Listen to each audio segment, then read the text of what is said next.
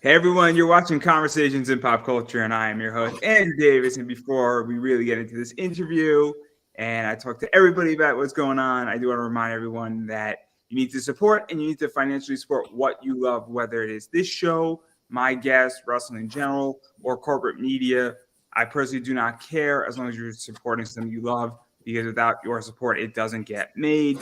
But enough about that, because I have with me professional wrestler Jess Moss. So welcome to the show. Thank you for having me.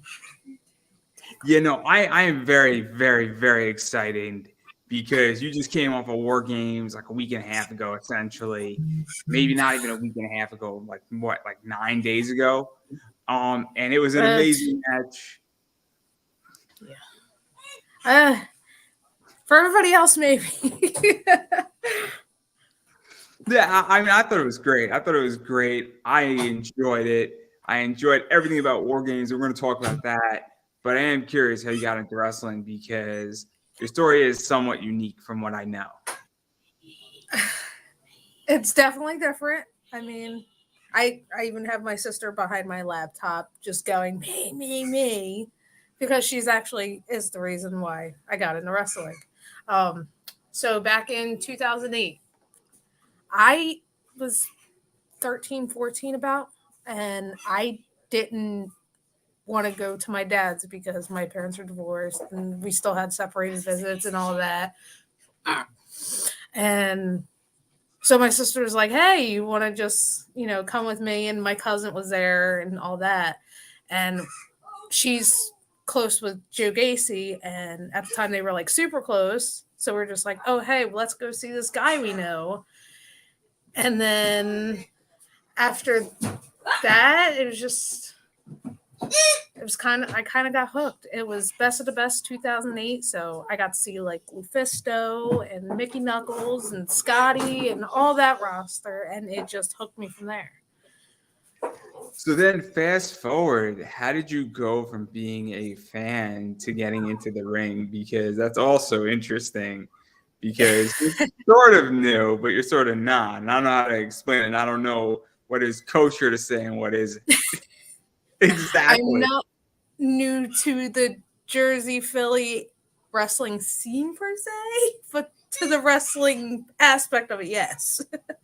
um, Basically, I stopped coming to shows for a little bit, got my own life, did my own thing, stepped away from hanging out with my sister all the time because, I was 18 and didn't want to follow my sister all around and do all that. So, about, I want to say 1920, probably about there, I was like, you know what? I haven't seen this in a while. Let me go check out a show. This is when CZW was at the Skate Zone, and I think it was right around the time it was Danny Havoc's last match when it was him and Alex Colon. So I was like, okay, I definitely got to go to this because, love Danny Havoc, obviously, given what I do now. And I'm friends with Alex. So I was like, all right, cool, let's go to this. And then that's when I started hearing about GCW and going. I went to the last house show was my first GCW show, and I'm being told to say that my niece is the princess of GCW. My niece is actually Brett Lauderdale's daughter. So got asked to come to that show, the house show, and he told me that they were opening up a school. And Homicide was the trainer. Nick was supposed to be the trainer, but he wasn't there yet. So I helped out a couple shows, and then we finally got in the ring and started doing stuff like that. And then once I met Homicide and started rolling around with him, it was just like instantaneous. Like, yes, I'm sticking to this. This is what I'm doing. He'd probably yell at me for doing the death matches, but So let's even talk about that because obviously Homicide is a very, very, very interesting individual. And he's a great wrestler. He's a great trainer from what I hear. And what was that like being trained by Homicide? Because obviously Homicide has done everything, whether championships, single matches, lemon juice, man I had. And if anybody knows anything about that, potentially bleach too. potentially. But even tag team stuff as well. So what was that like, really training with him and going Um, that route? Because it's both single stuff and technical wrestling, and there's that death match stuff too. And it's a very interesting because you either come out one way or the other with Homicide. You do not come out yeah, both. yes. Well, basically, when I started, it was just me and my friend at the time, who later became Victoria Pop. And then she started kind of dwindling around the time H2O opened up their school, and because it's closer and all that. But I stuck with Dave because clearly I know who he is. I know everything he's done and all that. So I stuck around, and then Declan came, and then this guy Ed came. So it was just the three of us at the time, and being that it was a small group, it was actually like the greatest thing in the world. Like I couldn't imagine when we started going to H2O and they had these huge classes, which do your thing, but the small classes, it was great that he got the focus one-on-one with each of us, and we still had plenty of time to do pretty much anything we wanted to learn or anything like that. But with him, it's very fundamental training from day one. You're not even bumping. He's making sure your I can't think of the word, your calisthenics are good, that he wants to make sure you have the stamina and all that before you even think about. And here's my small one. Come here, Sid. Come here. And just making sure that we're actually able to physically do the stuff that we're going to eventually. I think maybe a week or two in, that's when we started bumping. So Yeah, and then let's even dive into H2O. Very tedious. So let's even dive into H2O because I know you from H2O more than anything else. And I loved H2O. Everything Matt has done with H2O. So cute, so cute, so cute, so cute. That's all I have to say. I'm so distracted. So distracted. Like, oh, she's the heartbreaker in this family. Definite heartbreaker. so adorable. It's so adorable. I cannot wait to have them. Yes, and I see you. Say that now. Even to go into H2O, because what was that like coming to H2O? Because Matt Tremont is obviously Matt Tremont. It's deathmatch wrestling. He brought back deathmatch wrestling to the US in a lot of ways. But even more so, I mean, you don't have to be a deathmatch wrestler in H2O. But no, you don't, and that's the great thing. That's what's so interesting, is that it's a mixture. It's not ICW No Holds Bar, where that is a complete deathmatch wrestling company. And while deathmatch wrestling is fun, it's nice to have that mixture.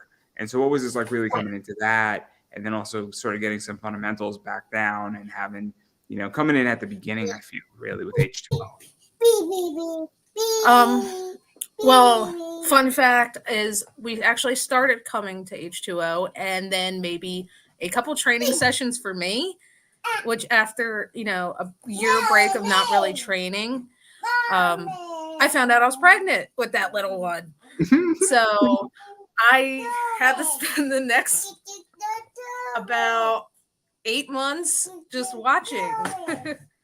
So, yeah. So what was that like? Because obviously, I mean, you really should not be doing anything in a wrestling ring if you're pregnant. I mean, I don't think I'm saying anything insightful yet. But even to be in that position, because to watch it and see it and to want to get back into the ring, but also realize that you can. I mean, it's tricky. It's obviously, I'm going to say something that's going to come off really, really wrong, but it's a problem that men do not have to deal with in wrestling, to say nicely. I mean, I'm trying to think of the most pleasant way and the most adult way how to say this. Like, basically, like, I was still there. I still, tried to do as much as possible with, a big old belly, not training wise, but, I tried to help Matt as much as possible. And, I just tried to hang out and at least watch training and do all that. Oh, and we're joining again. But yeah, the being pregnant during it sucked. It did because you just want to be in there, but it did give me the step back that I needed to realize, hey, you really do want to do this, and watching Declan just get as far as he did, even I'll call it butthurt. I was very butthurt watching him, but. And I'm losing my train of thought with this one in my lap, but I tried, man. I tried to keep. Yeah, so to even get further into that too, because obviously you're pregnant 8 months later. Obviously, this one comes along. yes. I'm trying to be an adult here as much as humanly possible, and be as professional as I can be. In so many ways. Sid, stop.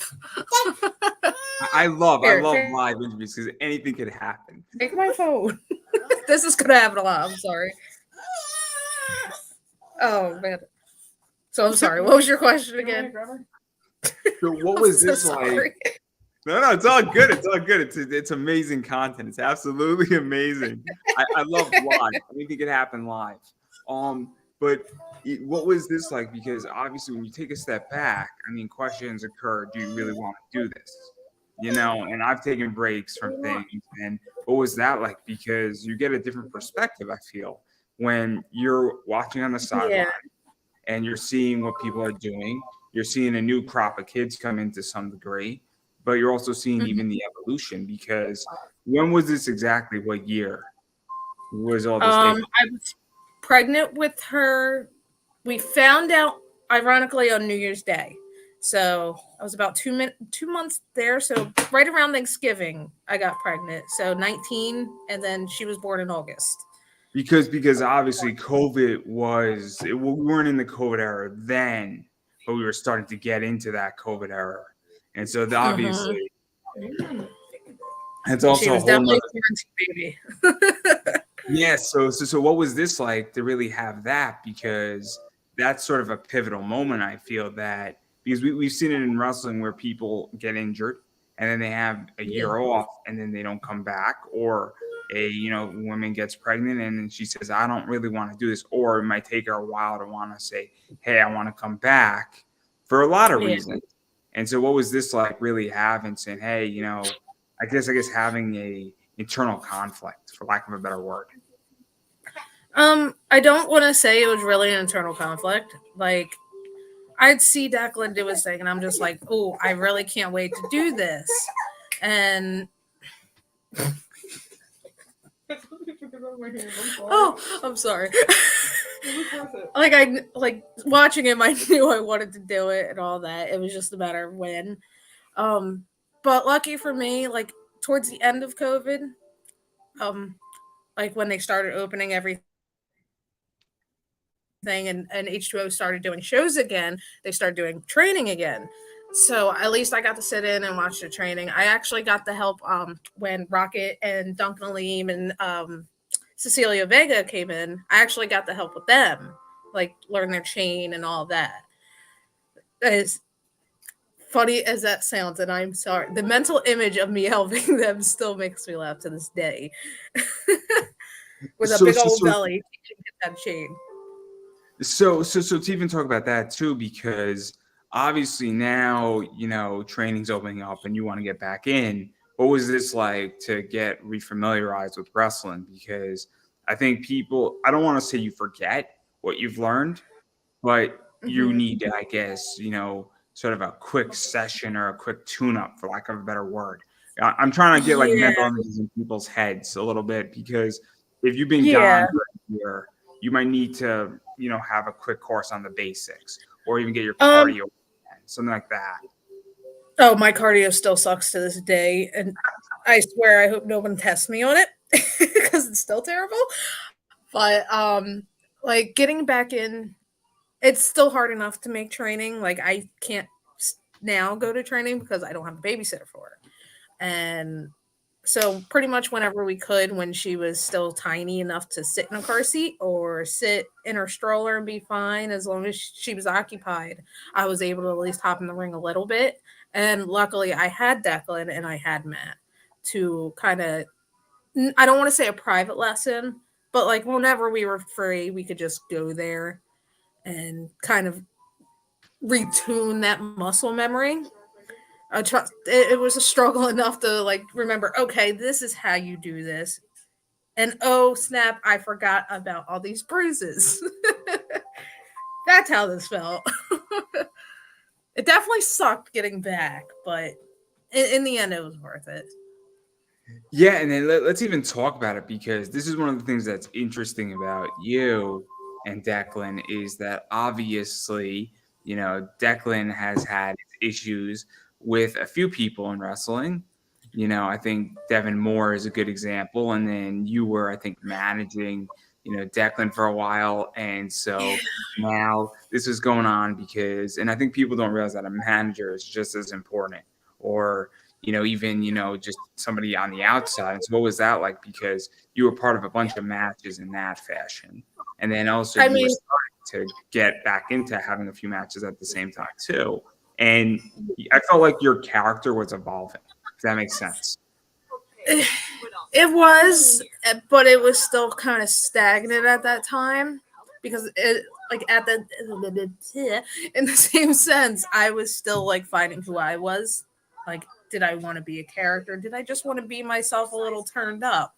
Um, when the whole dev thing came to play, is basically I think it started to click there because this is a guy me and Declan both grew up watching in the arena.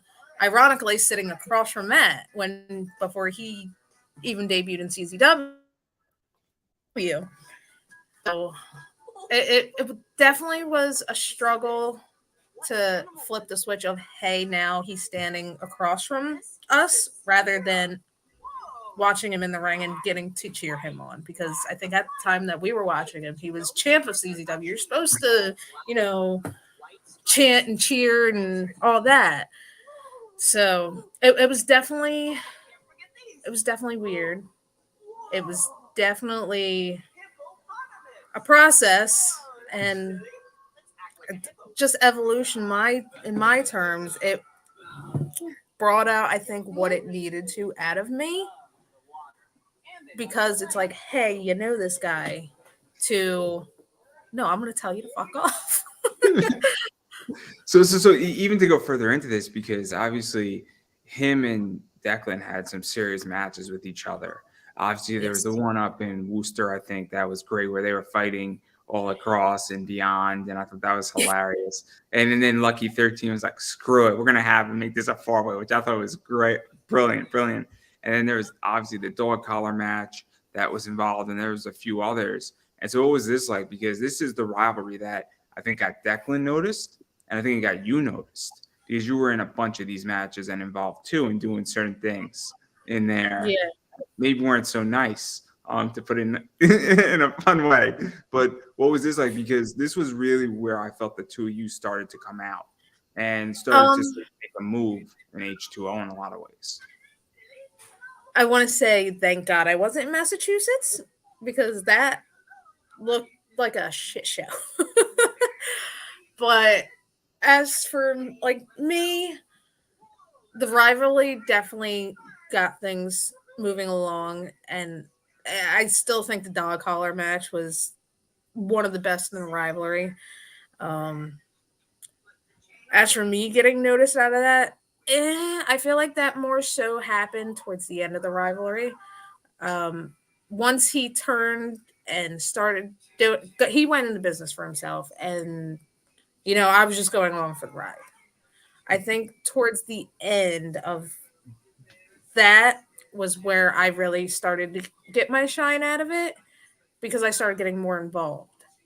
And sitting on the sidelines is, it's nice, it's cool. You get to cheer on your person, but you just really want to be the person in there messing the other person up.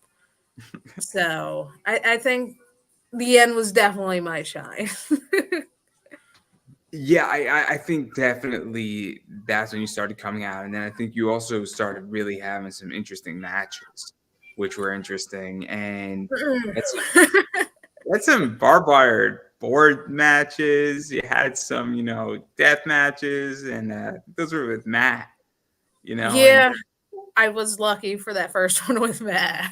so let me ask a question because I'm not a wrestler. I have no desire to be a wrestler. It is not what I want to do. It looks like a tough job. It really does. It looks like an exhausting job. It looks like it's a blast and it's cool. And whether you're a heel and you can do certain things, but to even then start adding barbed wire in there and start adding weapons and boards and things that cut. And let's be realistic, Matt is a bleeder and I Oh don't yeah. know how. I purposely tiptoed here. And so what was this like? Because he's the guy who brought deathmatch wrestling back, and he knows all the ins and outs of it. And you really haven't had much experience prior to this. I feel, if none. And so, what No. was that like? Because it's kind of terrifying, I would imagine. But you're also in there with one of the best who knows what he's doing. I think just from the start, like back back in 2008 when I started watching, like I said, I got to watch Mickey Knuckles and I got to watch Lufisto. Um, Seeing that, I think right away clicked in my head that death matches were the route I was gonna go. Um, Personally, I would consider myself to have a high pain tolerance, so I was like, okay, I can dabble, but in my head I wasn't gonna go like full force in death matches. And then starting to train with Dave, he kind of puts it in your head like you don't need that. Because obviously you're gonna be trained by one of the best in the world. So for me, it kind of more so turned into my crutch, ironically. Um, After giving birth to the baby and all that, and getting into H2O, me and Matt was not too far into me actually having my singles matches. Like I did, my first one was Dev. I've had a couple, multi-mans with the other kids, but then now here comes Boss trying to test me, and he mentioned barbed wire boards and all that, and I'm just like, all right, so it's like now or never. So yeah, I guess I kind of took it good, huh? Yeah, so let's even talk about that too, because obviously, you kind of said it was sort of your crutch, but then it kind of has become somewhat of your thing to a degree, and you're an Yeah. H2O. And so, what was that like? Because it's kind of funny how life works sometimes, where the thing that we don't want to do, sometimes we become very good at, and sometimes that becomes our profession, and sometimes Yeah. things that, you know, we're we're like, oh man, I don't want to do that, and it's whatever, and then turns out that's where you fall in. So what is that like for you? Because it's kind of funny to some degree. It's an ironic situation. Luckily, like I said, in my head, I knew I wouldn't dabble, so I knew I was like at least gonna put my foot in the water at least. But luckily, I pretty much got thrown into the water, and I hate to say it that way, but under 10 matches, I'm getting thrown into barbed wire, I'm getting put through this and all that. Um, yeah, I mean, this It's, may sound weird, but I'm kind of grateful for that in a way. It sounds probably terrible, and no normal person would think that. But I'm glad I kind of got to rely on that because I'm a very hard person on myself. I do not take opinions, criticism very well. I'm super hard on myself. So whenever I have a normal match, I kind of seem to second guess myself, think I messed something up or oh, it was terrible. But yeah, I'll have everybody come to me like, oh, that was awesome or whatever compliment they want to give me, I beat myself up. But at least with a death match, as long as I'm, coming back a little bloody and stuff like that, at least I kind of feel better about the situation because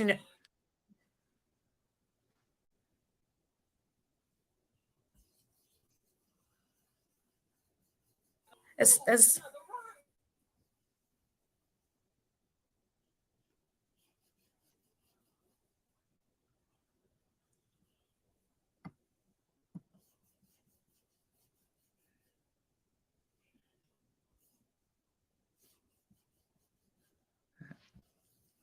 What's going on?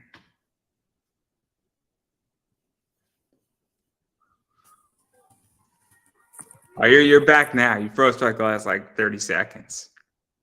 Oh my god. Was I at least done talking? Somewhat. Again, anything can happen live. Anything can happen live, and that's why I love live, because anything can happen. There's been crazy stuff that's happened on this show live, and it's amazing. But even to go further into, I think that's my cue to tell me to shut up. What'd you say? I said I think that's the cue of telling me to shut up. I tend to ramble on. Oh, believe me, people have rambled on. I've rambled on. Last night I was rambling on with something, and I was cutting a promo in the middle of my interview. You get that from the stories he rambles. It was great. On another wrestler who I don't know. Oh, it was epic. It's gonna go absolutely when I put that interview up. It's gonna be fantastic. And the person who I was with thought it was hilarious because it was her dad. So it was very, very funny. It's a very funny. It was Billy Starks I had on last night. So, it was. And I got to follow up after her. Oh my god, terrible. You're actually after Brian Malonis from Chaotic back in the day, Kingpin Brian Malonis. So, and then CPA is on after you, which is crazy. It's a very wrestling themed week this week. It sounds it. I got sick of comic people. Let's just put it that way. And so I decided to take a break. But anyway, getting back to this, because I thoroughly enjoyed your match with the Kirks as well. And it's Brandon Kirk and Casey Cattell / Casey Kirk. And it was you and Declan. And that was a crazy match. It's always nice to see people who are in somewhat relationships fight each other and as a team. And couples fighting against other couples. So what was this like? Because it's a very cool match. I think Brandon Kirk is great. I think Casey's great as well. And obviously, I think it was a hell of a match. And it was a fun match. And it was nice to see this because I feel like the Kirks are sort of well established. And at this point, you and Declan were really starting to climb the ladder. And so it was kind of nice to see the next generation come up. And that's how I viewed it, in my opinion. That's kind of the way it felt. Like it was kind of like the breath of fresh air. I think for the fans more so, that the fact of, okay, it's the Kirks. The Kirks are everywhere right now. So having the couple from H2O come in, kind of have that match, it was definitely, I feel like, a relief. But being in the ring with them, terrifying, absolutely terrifying. And not because they're horrible people. No, they're very good at the job. But that was so nerve-wracking. At least for me. I'm a ball of nerves every time. But more so them, because they do have that established name. And we're the new bait coming in. But it was definitely fun. Yeah, so let me ask you about that, because H2O is a weird promotion in certain ways, and I say this, and obviously at some point I'm gonna hopefully get mad on. So hopefully he's not gonna take this the wrong way when he hears this. But I find that'll definitely be a podcast. I promise you that. I think he'll do it if I ask. I really do, because I think he's just fascinating. He's a ball of knowledge from what I know. My favorite match is my favorite match is not in H2O with him. It's with O'Shea Edwards in like Oh, Action or Scenic, where they just decided to fight all over the place, and it was great. It was a great match. But one of the things that I find interesting about H2O is that you get the new kids coming up that nobody's ever heard of. And then you have some yeah. well-established people like Mitch Vallon, Jeff Cannonball, Tara Calloway. And then you have people who are climbing up. You got the Kirks, obviously. You got The Office. Colby Carino is another one who's been around for a while. And so what is that like? Because you have everything. You have a bunch of new people in there that nobody's heard anything about. And nothing against them. But Reed Walker is a good example where Reed Walker is brand new. But then you have somebody like Yeah. Jeff Cannonball who's been around all over the place. And so what is that like for you? Because now you're in the rings with the Kirks. And obviously there's a lot of wrestling knowledge in that ring. But you're also surrounded by, all the new people and all the veterans. And I would imagine that it's a weird situation. Maybe weird's not the right word, but It's a little weird, actually. It definitely is.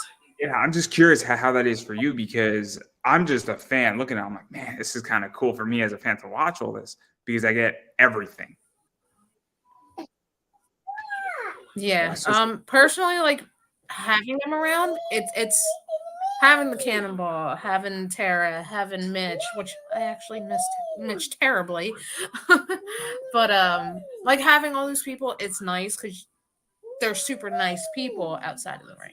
So it's like you can go to them for any question that you need. Like even if you're having a match with another student, they won't hesitate to, hey, does this sound good or does this make sense?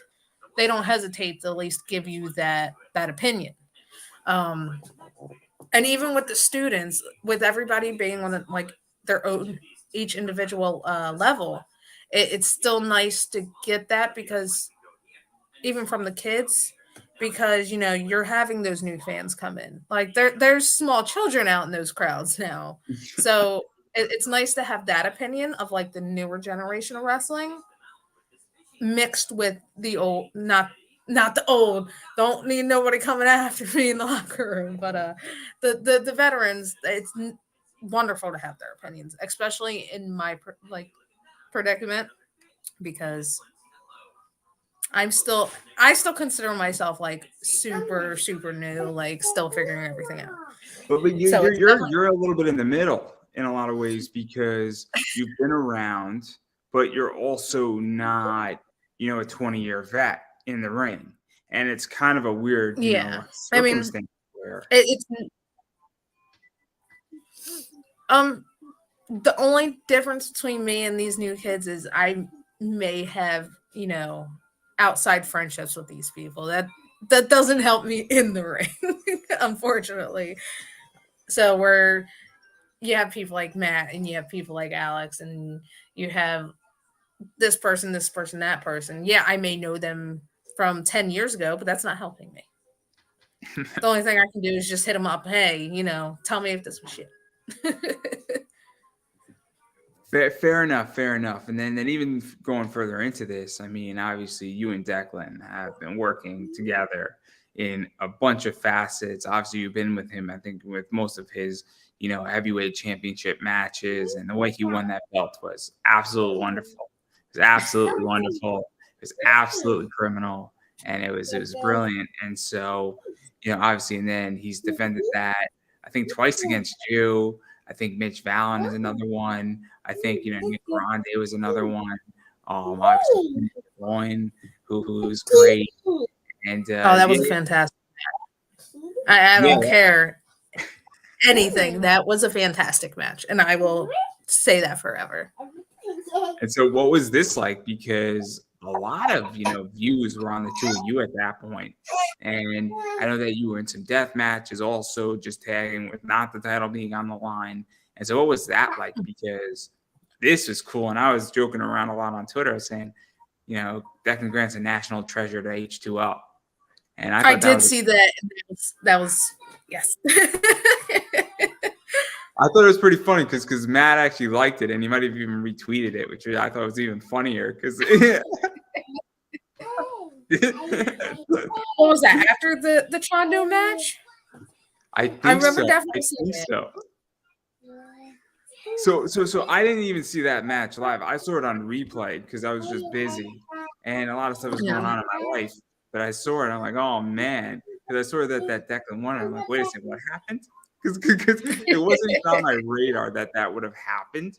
And nothing And against. it doesn't help with Twitter either. Everything on Twitter, you seen the chair riot. You didn't see nothing else. So I watched the match and I'm like, man, that was entertaining. And then I thought it was a great match. But what was that like? Because this was a great run.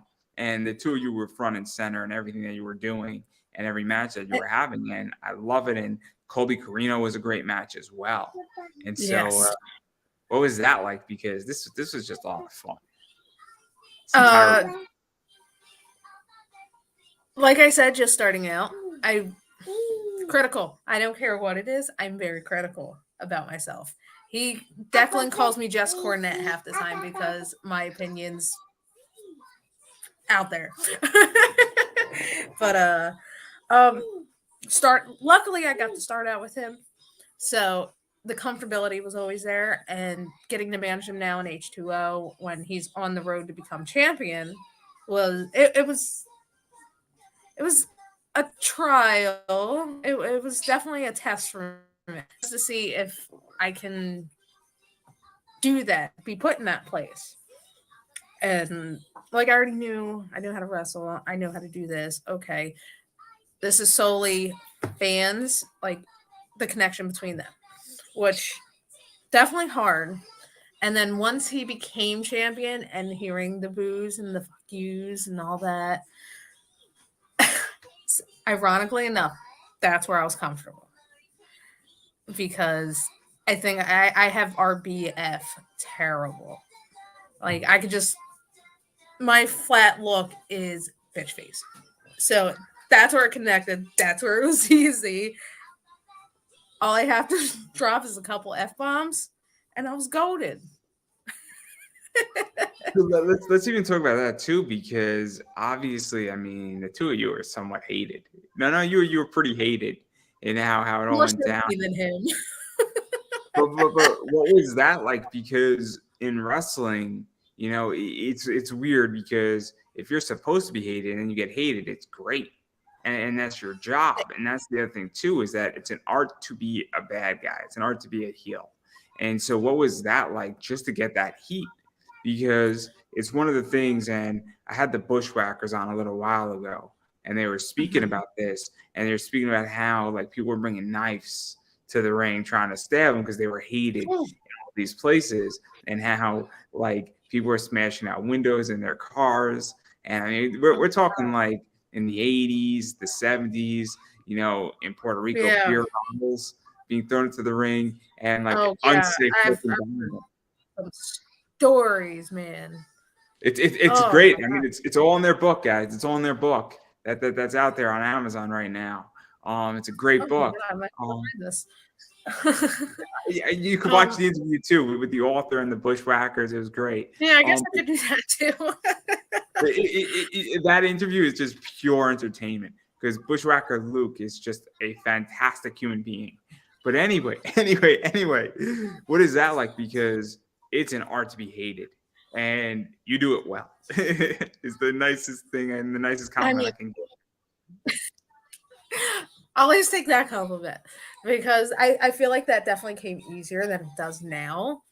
Because at least being hated, I don't have to need the connection there. Like you still need a connection to get the booze and all that, but I feel like it's 10 times easier to be hated than liked. Does that make any sense? It's easier to be Edge than to be John Cena in 2006. Yeah, yeah. By far, it was an easier job for Edge to do what Edge did than what John Cena did. And not saying in the ring performance was equally difficult for both of them, or easy depending on how you look at it. But the heat that Edge could get was a hell of a lot easier than what John Cena being the babyface in 2006. And so I think that's the analogy I'm going with. If you have a better one, feel free to share it. I mean, I don't have an analogy, but I mean, at least even growing up around it, I feel like the Philly crowd. If we were in the Philly crowd back, in the early 2000s, oh no, definitely wouldn't have happened. We wouldn't be there. We would have been booed out of the building, regardless whether liked or hated. I feel like your crowd definitely plays that part into it too. Like H2O crowd. Oh my god, so easy to get booed. I'm So sorry, but it yeah, is. I have a question about that too, actually, because I'm curious because obviously in COVID, a lot of shows didn't have fans, which meant that Yeah. Twitter was the audience essentially. But the problem is that if it was pre-taped, you didn't know how it was going to be received. And Yes. so you got it after the fact, and you can't really do much about it at that point. But then obviously there were wrestlers. Limitless is a good example of this, where they had Mhm. wrestlers in the crowd. But again, Yeah. that also is not a good representation. It added a little bit of something to it, a little cheering, a little shock factor. And it was nice to see Yeah. people in the crowd. But again, it wasn't an accurate representation. But I'm curious how you feel about this, where I feel the crowd is almost another person in the match, where you have one wrestler on one side, you have the ref, you have the other wrestler, and then you have the crowd. And so there's four people involved. And Yeah. there's a match that actually sort of convinced me of this. It was the Invisible Man match where they had Oh, the two. one in Jersey City. Yeah. With Bryce with the goggles. And I this may be an unpopular opinion, but I feel like if it was anybody other than Bryce, it would have been flat. Bryce made that. I'm sorry, but he did. and what was it? Key Mataro made that match too. The clown wrestler guy. He I was in that think match. I'll be honest with you. This was pre-baby. I was probably drunk somewhere. I was there. I was ring crew for GCW at the time, but yeah, we were there like at least 12 hours. You gotta stay busy. He might have been there. I'm pretty sure he was there at some point in that match. I think he was in that match, and that was hilarious too. And he took the goggles. Oh, it was great. It was great. It's a great match. But again, that's what sold me, because you could see half the crowd was into it, and the other half Oh yeah, wasn't. they were on that balcony. I remember the balcony, and I just remember that whole crowd. It was just like a sea of yeah, and I'm just like, okay, I'm sitting on this stage, just wow. I think that's where it kind of clicked for me too. That you need to at least be in their mind at that point in time. I make an argument to a bunch of my comic book friends who are writers, and I say, this is how you need to write your comic. You need to get me to this point. If you get me to this point of believing, I'm in, and I'm a customer for life. And the second you I feel do like that, everything with a I'm a fan customer. base, definitely. And so that's the thing that I think that, most people don't understand it until they see it. But I believed in that match. I believed 100% that there is two invisible men wrestling, and I still do to this day. But I digress, because there's another match I want to talk about, and that's your match with Mickey Knuckles. And Mickey's been on this show. Oh, Mickey scares me. She scares me. she terrifies And me still. she's scary. I've So been what in the was ring that? with her, and she still terrifies me. So what was that like? Because that's I would imagine that's kind of a bucket list. I think Mickey is an Definitely H2O regular, was. and Mickey is a fighter, to say the least. To Oh, say the least. definitely. Whew. That I don't even really know where to start with this question, because there was just so many factors that definitely played into this. Like, obviously, like you said, dream match, bucket list, dream match, whatever synonym you can think for that was definitely like top tier. I want to do this when I know I'm ready, all that. And to hear that I literally got it in my first year, I got one of my dream matches, is absolutely mind blowing to me, because I absolutely love Mickey to death. I love everything she's done. Literally, when I'm bored and home, I will sit here and watch Queens of Death matches. That match with Mickey and Lufisto, because I just they're everybody else has, I want to be Sasha Banks, I want to be this person. No, I don't have that. I have Mickey, Knuckles, and Lufisto. So being able to get in there with Mickey was literally mind blowing. I will never want to probably get into a fight with her. I'm lucky it was wrestling, but even just learning from her, like talking about it and doing all that, it was definitely a learning experience, because I feel like this even plays back to the finding myself, because even then I feel like I still didn't know who I was. I still don't to this day, but I feel like it definitely opened my eyes more to that, because in my head I'm like, I don't want to say a younger version than her, but I feel like at some point I want to follow in her footsteps. Yeah, what is that It's, like? Because Mickey Knuckles is sort of one of the pioneers. Lufisto's another. And there's a yes. third one. There's a third one, and I always forget her name. Um, but obviously, when you look at women pioneering deathmatch wrestling, Lufisto, Mickey Knuckles, they pop up. Yeah. And so, what is that like? Because obviously, in H2O right now, you have Kennedy Copeland, Sawyer Wreck, you got Yes. Masha, Casey Cattell. Am I missing anybody? Because I know I'm missing at least one or two, right? Around Also, H2O, I think they're pretty much the mainstays that come like the revolving door. There's because Kennedy. There's yeah. I think you're pretty much there. There may be one or two that come around every so often. Like Tara definitely is always up yeah, there too. Tara was the one I was missing. That's Okay. the one. And then you could have Max the Impaler. You could also throw into Oh, that she hasn't mix. been around in a while. Oh, thank God. That's another one that terrifies me, but not even in Max the is bad things. scary. I was talking about that match with Brian Malonis. Brian Malonis is a big man, and Max is big too, and that was a Oh, hoss fight. I part of me thanks that she's not around H2O anymore. Um, I just remember seeing like the early H2O and being in the crowd, and I think it was her and Matt. I think had a match. I could be wrong. I probably am, but just watching her and even Maria Manic, I like. Mm-mm. I'm cool. My little tiny butt will stay in the crowd. Maria hasn't been around in H2O in a long time. I In don't even know. wrestling in a while, and I kind of feel like that kind of sucks. I had a very brief interaction with Maria Manic, and it was interesting on Twitter. And then I haven't heard anything from her. I've heard Yeah, nothing it from her. seems like since the Teddy Hart stuff, like she just disappeared off the face of the earth. Like she did those couple ROH shows, and then that was it. Again, wrestling is a weird business. It's very similar to Definitely comics, is. where sometimes people have a 3-4 year run and then they disappear and they're done. Hmm. And I feel and like you don't that's definitely going to be me, probably.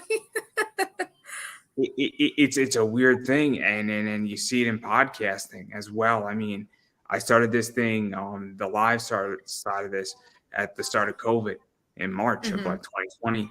Legitimately, so many people came after me, and I knew about 20 people started podcasts. About 3 of them are still around, and Oh so wow. obviously, it's one of those things where a lot of people come and go on a lot of things in entertainment, and it's Hmm. a weird thing, but that's not what this show is about, because I do want to talk about one more thing, and that is the Hustle and War Games match. Oof. And this Oof. this is this was comic book 101, where this was Mhm. 6 months in the making. Apparently, Yes. Matt and Kennedy were very close, and Mhm. things just started getting interesting between the two of them, where things weren't going Kennedy's way. Matt was somewhat saving her, but then he wasn't around doing stuff. And then she slowly, recruited the following, which is Chris Bradley, Kristen Ross, Mouse, who also felt they were pet projects of Matt. Yeah. And then they felt they were betrayed, and then they formed their group, and then slowly but surely, the Angels of Death came into play, where I think you first came in, I think Masha or Sawyer came in, and then obviously Casey Cattell. I don't think she could have made it that night, but Brandon Kirk stepped in. Yeah. Which Brandon Kirk did So something really, thankfully. yeah, he did something really smart in that match too, apparently. But that's not the point. But what was this like? Because this was an awesome buildup for 6 months. I think more so at the start of it, when it first started with Matt and Kennedy, I didn't even think I'd be even part of it. I think we were still honestly heels at the time. So it was just the build, and then when the time came, it was definitely surreal to be a part of it. I didn't think I'd ever be put in that position, especially with the other ladies that were in it. I felt definitely it was a wonderful place to be, obviously, but So it let, was let, let me definitely ask you a question. So one of the things is that I interview a lot of people, and it's just me. And I interview Mhm. cool celebrities. I'm a big anime fan. I got to interview John Swayze, who's the voice of Crocodile from One Piece. And sometimes I get the idea of imposter syndrome. And so I don't know Mhm. if that happens to you, where you're like, I think I'm a good wrestler, but I should not be in the ring with these people. But here I am. I don't know. I don't know if I'm making, hitting a nerve per se, but like, I'm the person I to this day. Like, you can ask Matt, I'll go and hang out with him, and I'll just be like, "Well, why are you giving me this stuff? Like, I don't deserve it." I think I'm like bottom of the totem pole, like just starting out, still green, like maybe a week in the training. That's how I still view myself. So when he sits there and like tells me that I've earned it, or I need to start believing myself, I'm no confidence. I don't believe I deserve anything. Um, so it was definitely like a confidence boost. It definitely like lifted my spirits, that's for sure. Um, and then to yeah. even go further into this match too. I mean, what was this like? Because obviously, I think Matt started off the match with Mouse. I Yeah. think, right? Yeah. And then I think one of the tag team guys came in. I forgot who's who exactly, which is Hmm. not a good thing. It's not a good thing, but it's not important overall. And then I think you came in, and then you Hmm. had your stuff, and that's what I liked about this match is there were moments for everybody in this match. I feel, and Yeah. There was definitely a showcase for everybody. And so that was really cool about this. And I think this is why NXT does war games. We're having Survivor Series war games because it really does give the ability to showcase off a bunch of different wrestlers. And Yeah. so, what was this like? I mean, the barbed wire bat was funny. I had a bunch of things I could have said. I could have said a bunch of things in that. There was legitimately 14 jokes that popped into my head right as that was Oh, going on. Okay. Now I see where your head's at. Okay. My head's in a gutter. There's no question about that. It's weird. All these people started following me on Twitter today. And I'm like, this is not a good idea. Oh my Like, god! After that match, Facebook, Instagram, and Twitter, like I get like random stuff, and I'm just like, "Who are you? Why? Why are you sending me this?" I mean, it's not Not even a that. horrible Nobody's thing. sending me anything. Just all these really top wrestlers have decided to follow me today. I'm like, this is probably not a good idea. That means you're doing a good job. It's going to be interesting what happens, especially when they come on my show. It's going to be so interesting. But Kyle.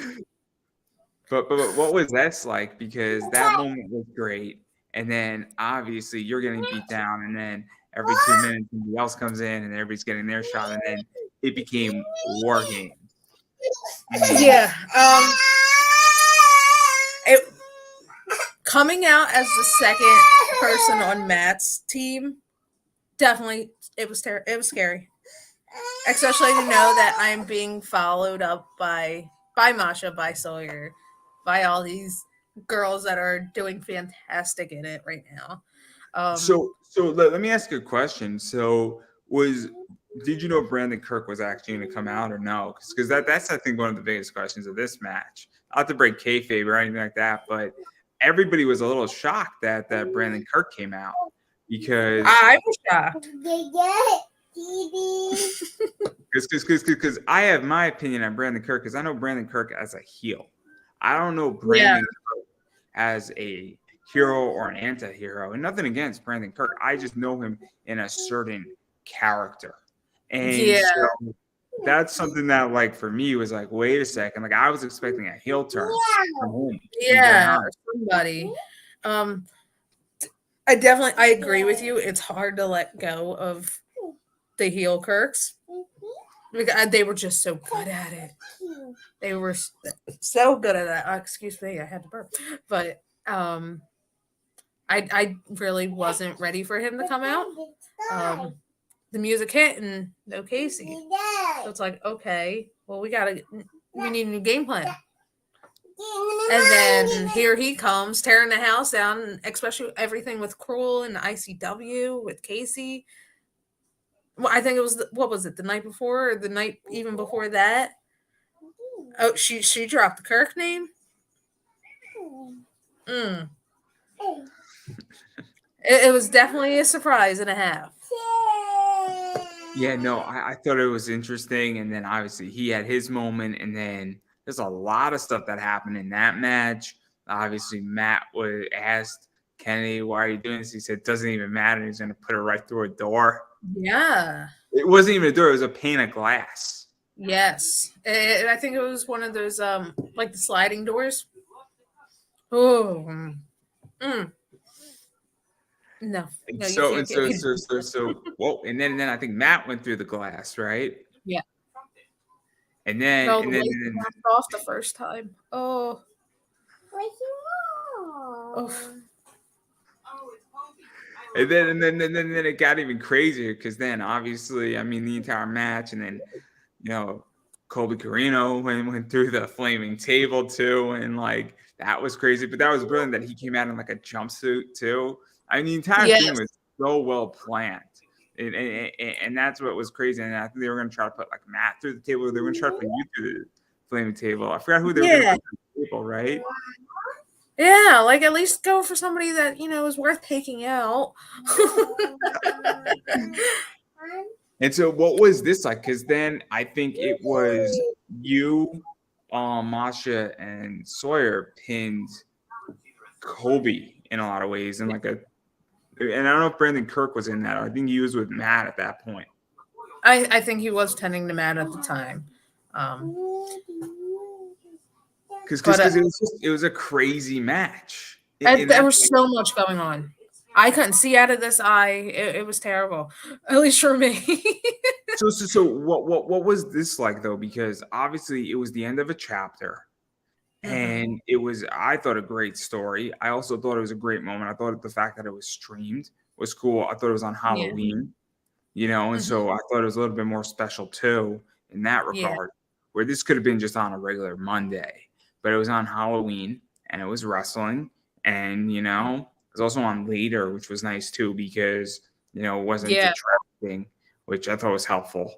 And I mean, it was a long show though. I'm not gonna lie, it was like 3.5 hours. It was so long.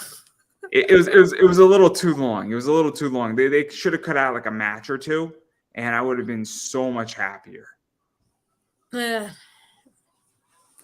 mean, it's all opinions. The only thing you can do is learn from them. No. I'm just saying that I had to go to work the next day. So it's like, oh, trust me, I had to be up the next morning. I had to be up at 6 a.m. I had to be up at like 6:30, so I completely sympathize. Let's just say that I cracked up in a monster on the way to my work, and God, that caffeine's helpful. But the whole thing is that, what was that like too? Because the match happened, obviously you get the win, and then all you sort of get the hell out of Dodge, and then the following is dealing with Kennedy at this point, and so that's what I think was really cool too, is that this has now set up a whole nother storyline out of it where the following is not happy. Obviously Matt and Kennedy were dealing with things, and it was creating such a very cool moment where it was like master and apprentice, sort of student doesn't like their teacher thing, core of H2O stuff going on, sort of who is, I guess, quote unquote, the baby faces of H2O. And it was a really cool ending because the ending was just as important after the match as the match. Yeah. Oh, I feel like there were so many stories that cultivated in it as it was.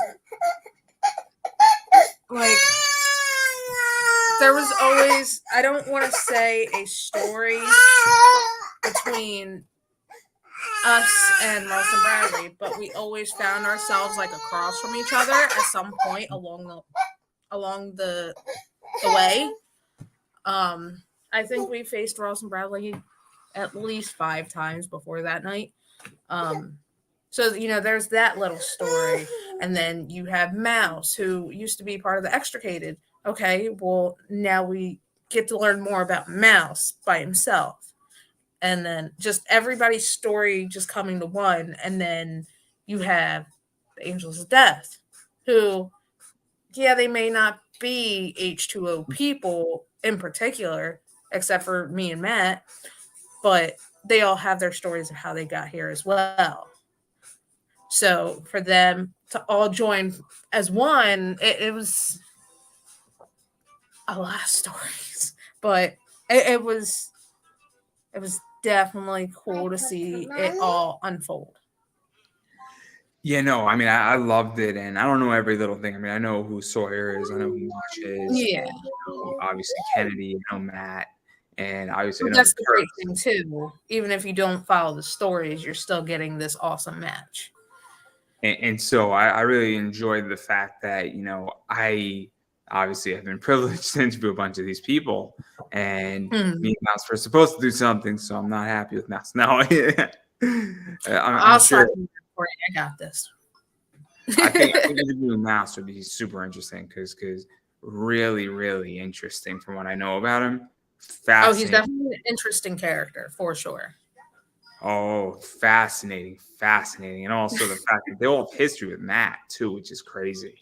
That's the thing too that was wild about that match. And there's just a lot of fun stuff in that match. I also like the fact that, it wasn't quote unquote traditional war games where it wasn't two steel cages next to each other. It was somewhat steel cages next to each other, but there's a lot of room to play around with it, which was nice too. Yes. But I thought it was cool. I thought the entire concept was cool, and I really just like where they were going with this. And obviously, I think it also has set up something with you, Declan, and Matt as well. So I don't know if it already happened or if it's happening next week. I think it's happening next week, right? The 2 Grammy Best coming 3. I don't think it's really a thing in particular. I think we just like teaming together. No. It's labeled as that. That's why I'm making the joke. It's like labeled as like a promo card where the trio bastardos. yes. That's where I was going with this. I was like, the graphic is just so great where it's just like there's usually 2, and now there's a 3rd one. Maybe one night only, but I thought it was great because I just like we've actually tagged before, the 3 of us, and that was just super fun because it was pretty much what's happening Monday is another all-out war. It's all-out war in Spanish because, we have our Spanish players coming in. So we thought it'd be cool to just name it in Spanish. But this isn't our first rodeo with Matt. And it's the most fun we'll ever have. I promise you that. I mean, it's one of the things is that obviously Matt's the boss. It's his baby, H2O, everything he's worked for. And it's fun to work with your boss and team up with your boss, so much. fight your boss. And, it's a lot of fun. And obviously Matt Tremont is one of the guys that is deathmatch wrestling. I mean, when you think of deathmatch wrestling, typically you think of, Ricky Shane Page to some degree. You think Mance Warner, John Wayne Murdoch in a lot of ways. There's some others as well, but Akira is one of the ones you right now think of. Atticus Kogar. They're definitely the ones coming up for sure. And so it's just one of those things where Danny D'Amato is another one you think of with deathmatch wrestling. So what is that like though? Because let's be realistic, this match is going to get pretty hardcore pretty quickly. I mean, we all know it. Just seeing what Miedo and Cyclope do just for fun at home in a junkyard. It's going to be brutal. It's for sure going to be brutal. And then having Jimmy, who isn't new to tagging with them either, it's definitely going to be interesting to say the least. Because they have their style, we have ours. It's going to be the different boy, right? It's going to be a whole different match. I can tell you that. Definitely will be. The best Jimmy Lloyd moment was Jimmy Lloyd at WrestleMania. Have you seen this? The Hurt Business shirt. It was one of the funniest things. He's like front and center in like the first row. How he even managed that? I don't know if I know that Stephanie and Brett are very close. So, and I know that Jimmy Lloyd is, obviously close with Brett because Jimmy Lloyd was at that event in that suite with Brett at one point. Yeah. But that wasn't the WrestleMania. That was like the 2 years before. But I don't know how Jimmy Lloyd pulled that off, but it's the greatest WWE moment ever. I feel like he just wanders, to be honest with you. He's either laying down somewhere or he's wandering. Brett just wandered down there, and then they just pulled him off. It's great. It's great. It's great. It's one of those things. Me and Declan should have done that. We should have just reviewed 2006 with Jimmy Lloyd. Oh. That would have been a great episode. It would have been like 4 hours. Everybody brings a 6-pack. Oh my god. My battery's running low. I gotta plug her in. Hold on. My outlet doesn't want to work to charge my stuff. Banana. You want a banana? I gotta go grab a banana. Hold on.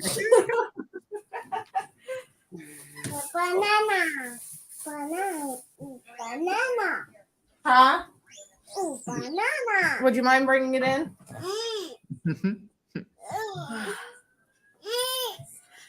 This girl loves her bananas. Oh, here. I'll just eat your one that you left in the living room, child. Here. Sit.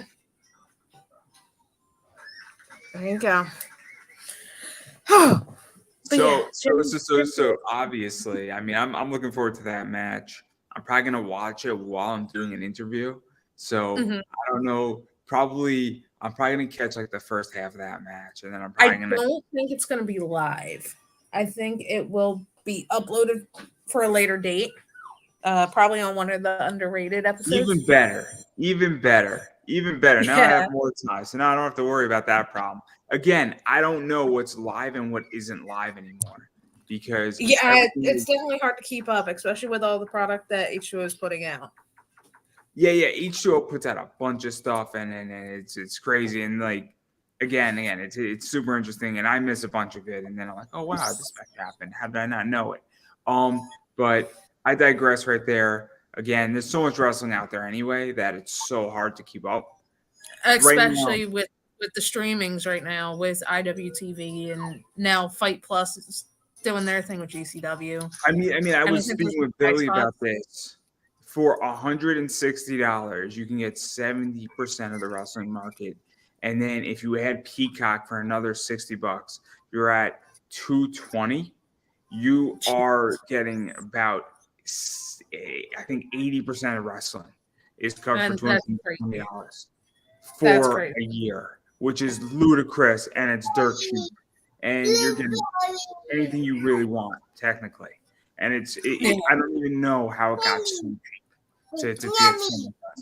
it's definitely like super saturated, but that's not technically a bad thing either. I mean, at least you get to pick what you want, but definitely oversaturated. It's good and bad. I mean, look, I watch Beyond / Wrestling Open, and then I watch H2O when I can, and then I'll watch a WWE pay per view, and then I'm done. And I'm Yeah. going to be adding some GCW into there. Like maybe I'll watch 2 or 3 GCW events, a month. Hmm. I have Fight Plus now because why wouldn't I? Yeah. But again, I'm not gonna go and watch every single GCW event, and I'm not gonna go watch every single, Super H2O event. It's just there's just not enough time. It's unfortunate. Yeah, definitely. Especially, when everybody has a normal life outside of it. Yeah. This takes up a lot of time, but even to go into that, because I think this raises a really interesting question: is that what is this like for you? Because wrestling is more accessible than it's ever been, and I'm a Yeah. strong believer that I think wrestlers need to be on streaming services. I think that if you had the ability to be on NXT and be on NXT once a month, or be on Wrestling Open every month, 4 times a month. I think Wrestling Open for a while might be a better play, or being on one of these events that's always live streamed. And the reason why is because fans interact with you and your name gets out there, and Yeah. people discover who you are, and you're seen by people from all over the world. So I'm curious your thoughts on that. And maybe it's not an exact perfect example, but even the core of the question, I guess, is, wrestlers, I feel like need to be on streaming services more than ever now.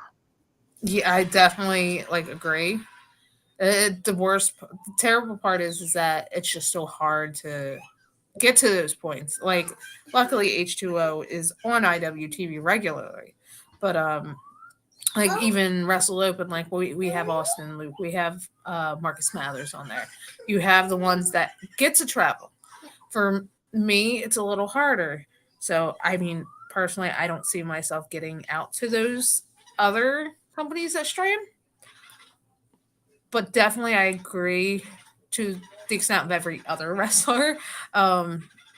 Streaming is a majority thing now. Um, even 'Cause social media. It's if you don't have it, you're not in the loop. Like, how is people going to contact you? You got to I, stay updated. I also think getting creative with social media. I mean, I'm doing something very creative for season 4 of my show, and I'm inviting a select group of people into it. And it's a very social media play on a podcast. And I even think getting into opportunities in that nature and understanding it. And I think people are going to be very, interested in what you're doing. And, it's fascinating. I mean, there's a reason why a bunch of people and a bunch of wrestlers are following me now. I may or may not be doing something with Reed Walker tomorrow night. So He turned on us, man. he's great. He's great. He's absolutely fantastic. He's definitely talented, I will say that, but his attitude needs to change. His sponsorship has already paid off for me. I'm sponsoring up at Wrestling Open tomorrow night, essentially, and it's already paid off tremendously. I've gotten so much social media, and I've gotten 9 wrestlers following me. So now I can DM them, and at least 3 of them are going to come on my show, which is nice. And, Well, maybe you sponsoring him will realize that Adonis isn't all that. Yeah. Maybe he needs a little bit of an attitude adjustment, but that's not the point here. Yeah.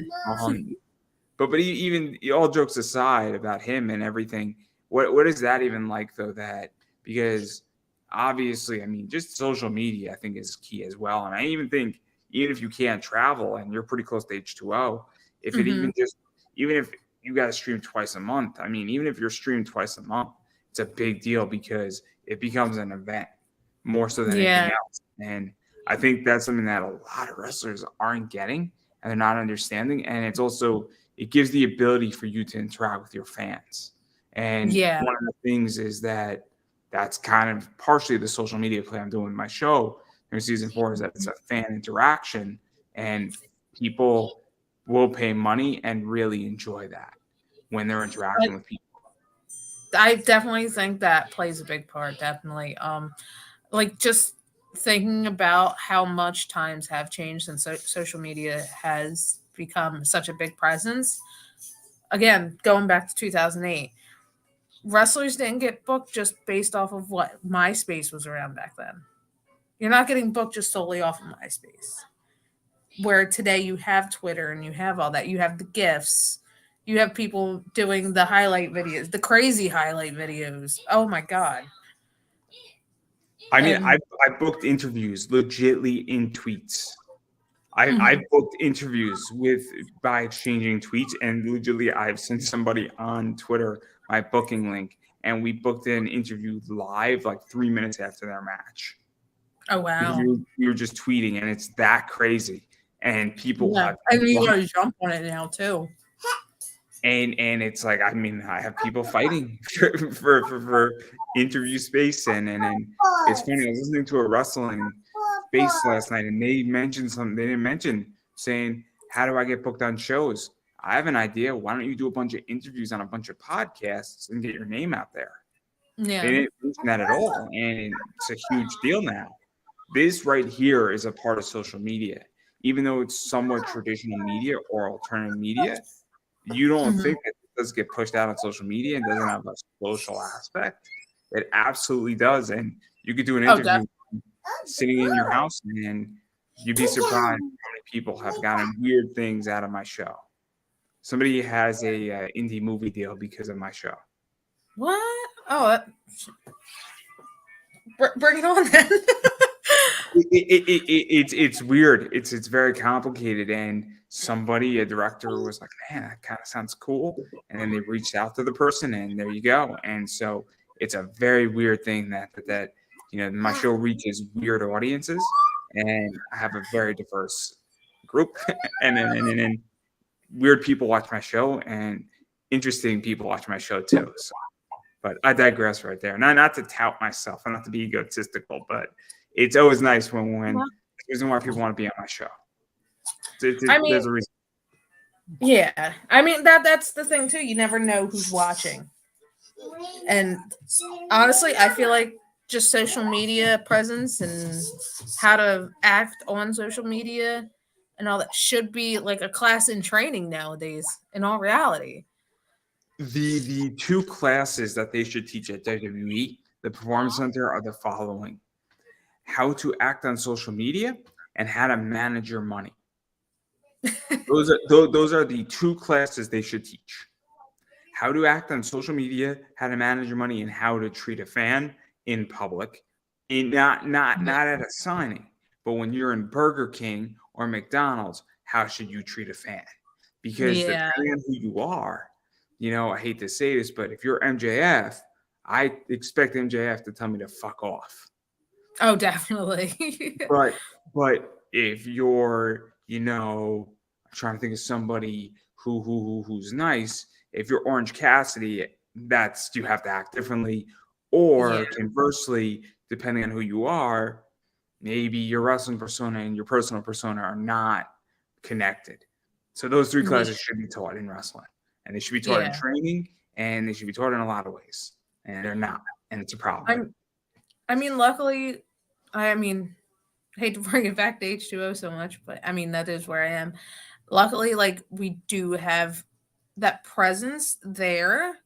Like, if we can't talk to Matt about such certain situation, like something that happened on Twitter or something like that, like, how do I respond to this that seems not like more so like a gimmick rather than that? We can't ask Matt. We can ask one of the vets. We can ask Chrissy, Tremont's wife, and like, luckily we have that opinion there to help us in those cases.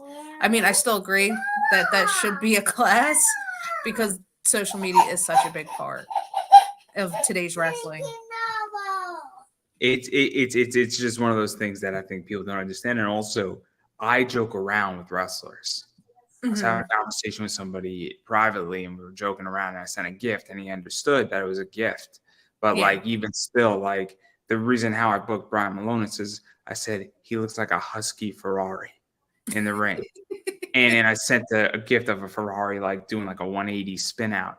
It was kind of funny. And he thought it's funny, but I was also saying to myself, this could go bad too. And Yeah.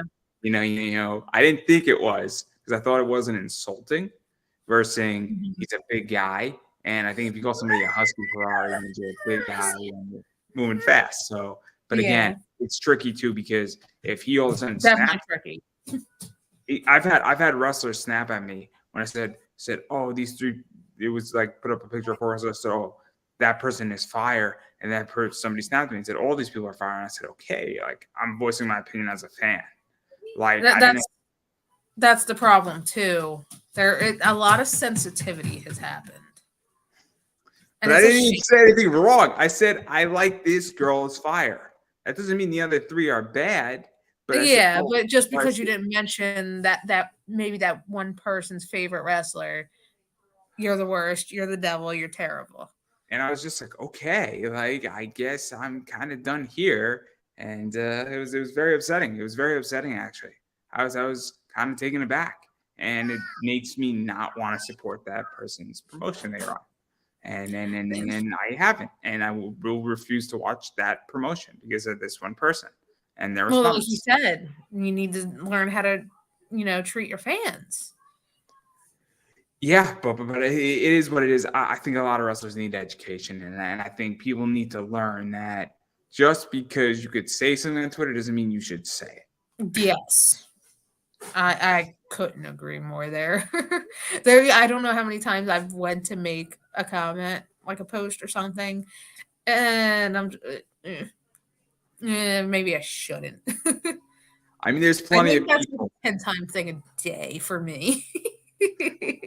No, no, no, no. I mean, my Twitter is relatively clean. I've learned a very valuable lesson. I got into a spout with another bunch of people on Twitter wrestling, and Mhm, got me kicked off Twitter for 7 days, and then tried to cost me a friendship with another wrestler. mhm. Um, and I had a great 7 days not being on Twitter. Turns out Twitter realized they Why? were wrong. They were wrong, and it was very unpleasant because people are just not nice, and but it's a problem. And this wasn't even with a wrestler; it was with another wrestling fan. So Yeah. I think I like social media for business, but I think it's really a toxic place. Twitter is a Oh, toxic definitely. place. It's good for Also, business. is. Hey, it's good for business, and that's all I use it for. Is that I schedule all my Twitter and all my social media, and then I don't look at Twitter at all.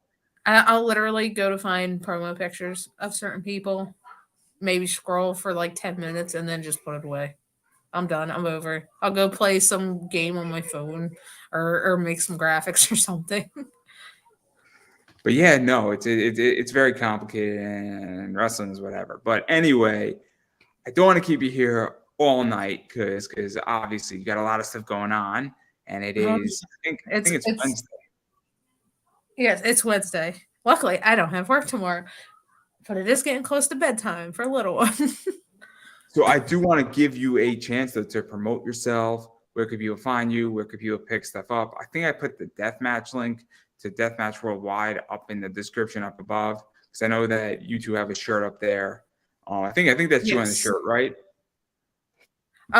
There's the couple of bastard shirt, and then it was his original grimy bastard logo, which is also the same logo that is on his shorts. And so Maybe one obviously, comes soon for me. Maybe. it's because I don't think you guys have a pro wrestling tees, do you?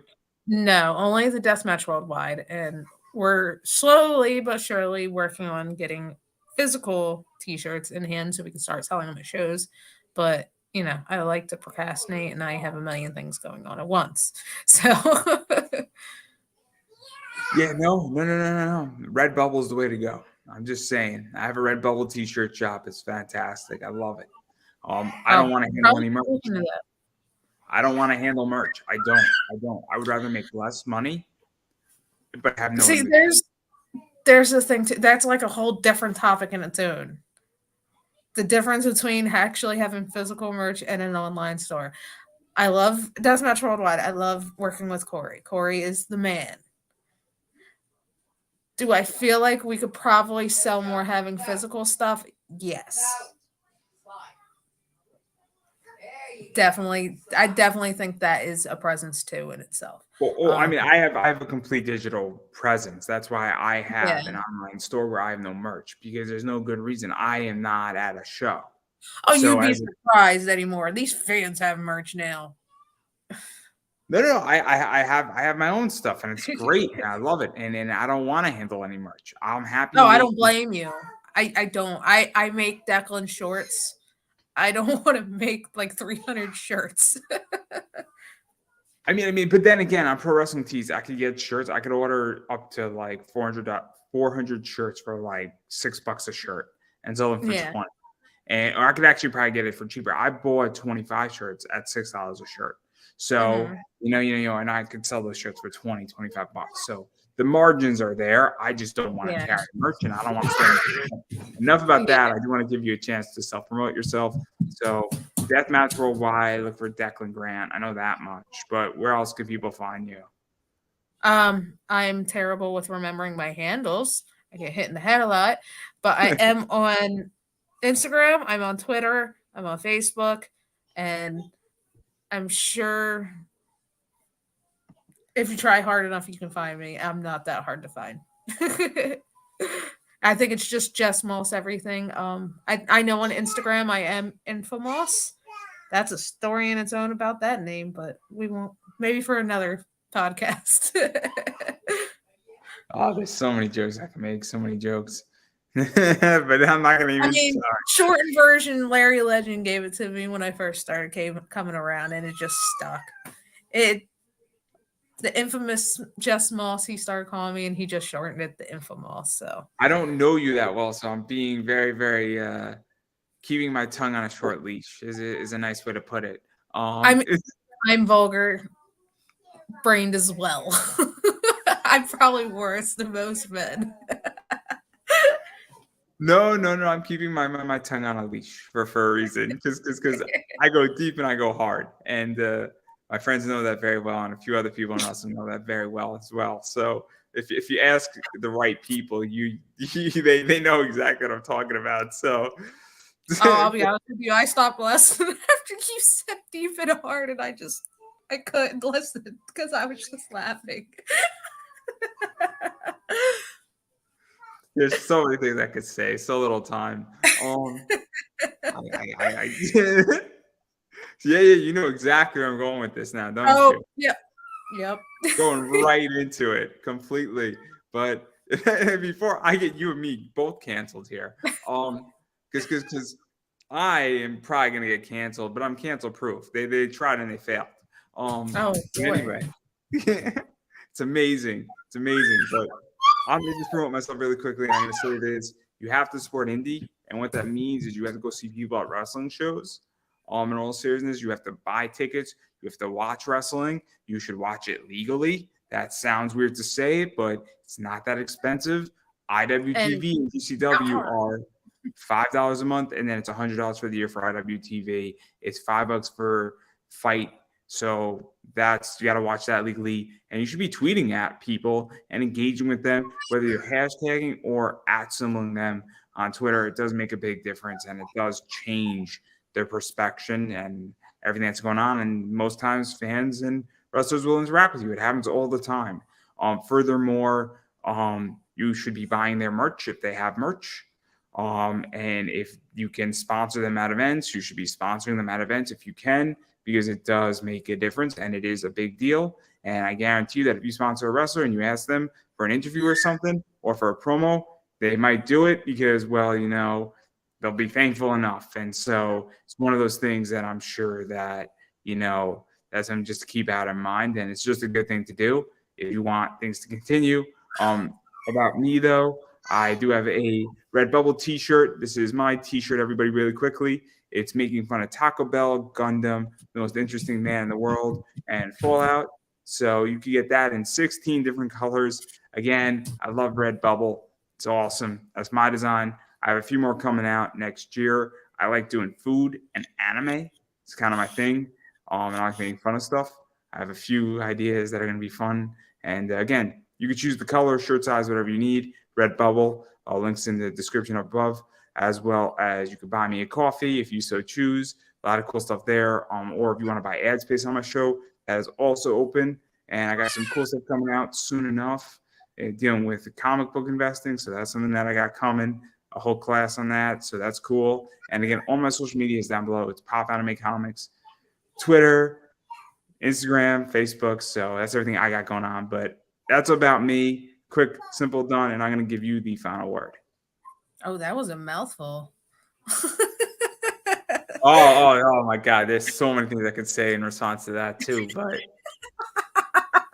Okay. you just walked right into that.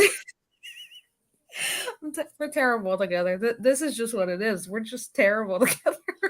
Next week's not going to be better. Next week is not going to be better. It's going to be worse. You know why it's going to be worse, right? Oh, I've heard. Oh, don't bring up anything we've talked about because I guarantee he'll trash me in every single way he can. He'll probably be sitting on my couch doing it, honestly. So just to keep everybody into the loop a little bit, I didn't actually build the interview shell yet. So Declan's coming on next week. I think he's coming on the 16th. So it's gonna be cool. That's what he said, and child, don't tickle me. You get to see the father of this lovely thing.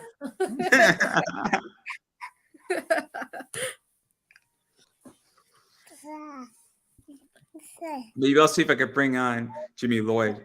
That'll be really fun. Jimmy Lloyd just shows up. Like in the middle of the interview, Jimmy Lloyd will just show up. He'll just walk in. Said no. Well, I mean, if it's on while Declan's on, I hope not, because that means he's in my house. That'll be really funny. But anyway, you can have the final word. So. I think she's taking it for me. Well, you know what? I'll just say thank you for enjoying H2O. Thank you for supporting independent wrestling. Find me on all social medias, and my child's gonna oversing me right now.